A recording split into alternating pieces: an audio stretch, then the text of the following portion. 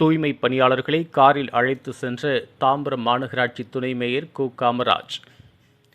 தாம்பரம் மாநகராட்சியில் நடைபெற்ற 77வது இந்திய குடியரசு தின விழாவில் கலந்து கொண்ட ஒரு தூய்மை பணியாளர் நிகழ்வு முடிந்த பின் தனது வீட்டிற்கு செல்ல பேருந்து நிலையம் நோக்கி நடந்து சென்று கொண்டிருந்தார். அதே வழியாக காரில் சென்ற தாம்பரம் மாநகராட்சி துணை மேயர் கு. காமராஜ் அவரை கவனித்து உடனடியாக தனது கார் கதவை திறந்து அந்த துப்புரவு பணியாளரை காரில் அமர் செய்து வீடு வரை நேரடியாக அவரை அழைத்துச் சென்றார். குடியரசு தினத்தன்று அனைவரும் சமம் என்கின்ற தேச ஒற்றுமையின் ஒரு செயலாக அங்கு அதை நேரில் பார்த்தவர்கள் நெகிழ்ச்சியாக கையசைத்து அனுப்பி வைத்தனர்.